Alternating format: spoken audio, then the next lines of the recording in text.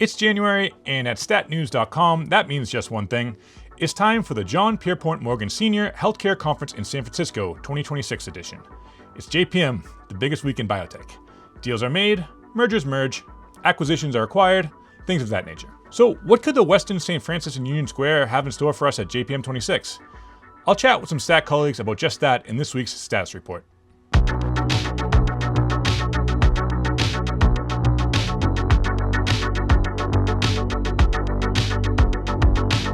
This year will be my third time heading out west for JPM. That makes me a relative noob compared to many of my stat colleagues and of course many biotech professionals. JPM is a very unique conference, but there's a reason it is circled on the calendar of everyone even tangentially involved in the biotech world.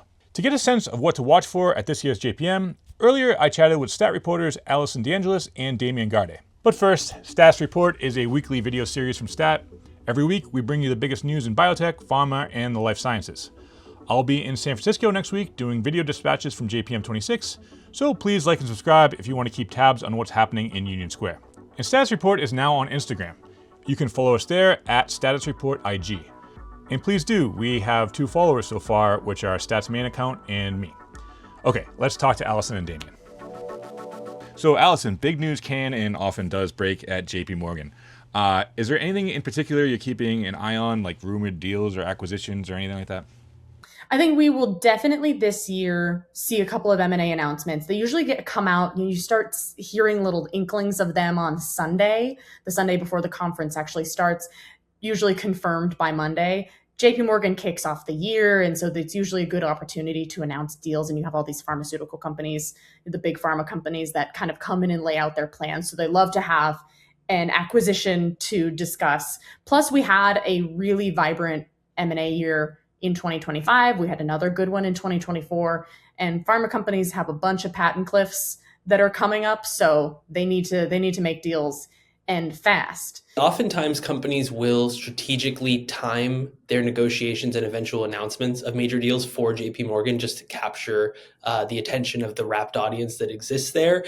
And we know basically that the pharma industry, or at least major pharmaceutical companies, got this massive relief in the fall of last year in the form of their deals with the Trump White House that basically removed from the table the threat of tariffs that would have been terrible for their business, and also, if not totally ameliorated, at least dampened the concern about drug pricing regulations that might come in and further constrain their profits. And so knowing that, we've heard that, that might have accelerated some deal conversations that were in progress that might come through in time for the conference. So we may wake up Monday morning and see news of a multi-billion-dollar transaction, one of these big pharma companies buying a smaller firm.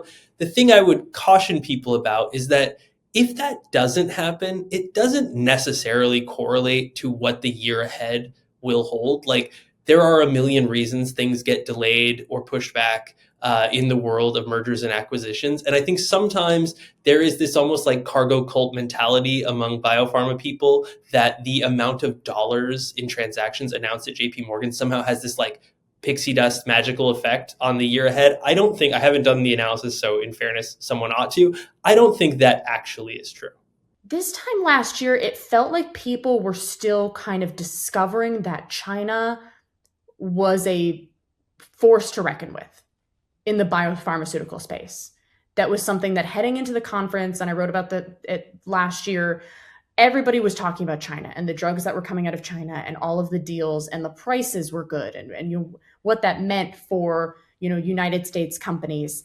And I feel like this year the focus is much more on the US itself, much more internalized, less looking at other nations and what they're developing or what their ecosystems kind of look like, and kind of reckoning with all of the regulatory changes that have been abound in biotech this last year, how the startup sector is doing.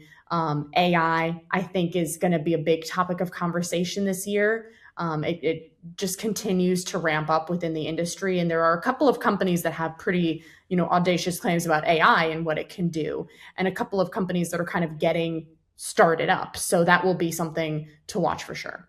You touched on there's a little bit of a vibe shift, so to speak, due to like some of the biggest fears of the last year maybe not playing out. But this year certainly feels a lot different than last year. Why do you think that is? I mean, aside from the Trump factor.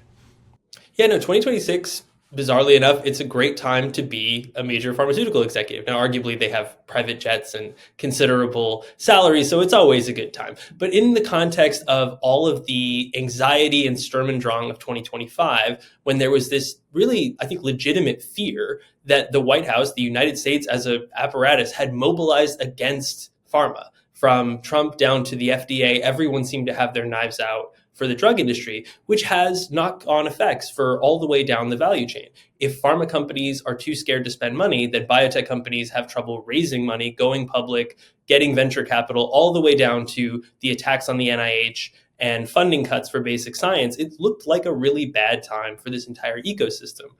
The basically removal of a lot of those threats at the White House level has really shaken things loose. And so if we just look at stock prices, which in many cases is what we have to examine, major pharma stocks have soared since the fall, closing about 20% up for the year, beating the S&P 500 for the first time since the COVID pandemic, which was kind of the last time that the world was smiling on the drug industry. And in turn, so too biotech stocks. So that, as the sort of preamble to 2026, has people pretty optimistic that maybe there is correction is probably the wrong term because that implies that the market got it wrong previously, but that generalist investors and some of the more kind of sheepish money changers of the world might be looking to healthcare and to biotech and pharma particularly as a place to put their money as perhaps the bloom comes off the rose for some of the larger tech firms. One other thing that will be interesting to see this year from JP Morgan, as I mentioned, pharmaceutical companies, this is usually their kickoff kind of presentation of the year of what their plans are. We have the new Novo Nordisk CEO who's going to be taking the stage. There's also, new leadership at GlaxoSmithKline. So we've got a couple of new pharmaceutical leaders, and it'll be interesting to see where their priorities are, what their plans are for their companies, and what they're kind of forecasting. Sadly, you won't be joining us in San Francisco this year, but is there anything else that you'll be curious about observing from afar? I would wonder about just basically the mood, because the reason I think JP Morgan, despite how unpleasant it often is to attend, is kind of unkillable in the whole biopharma calendar is that even if you were to delete it, there would be this need to convene at the beginning of the year and kind of sort out how your peers and your competitors are thinking about the sector going into a new year. So that's what I'm always curious about is what is the mood? What are people saying? And not just the kind of cliche, cautiously optimistic, which I think I have dutifully quoted CEOs saying for more than a decade now, but the actual nuts and bolts of what kind of plans people are making and how they're looking into the year ahead. Thanks a million to Allison and Damian. And if you're going to be in San Francisco next week, Stat has an amazing co-working space that is free for Stat Plus subscribers. It's in this huge old bank building. It's honestly pretty sick. There's plenty of room for private meetings, free coffee and Wi-Fi, all that good stuff. And I and some other Stat reporters will be hanging around there a bunch, so please come say hi. I hope to see you there. And we'll have more JPM coverage right here next week. Same Stat time, same Stat channel.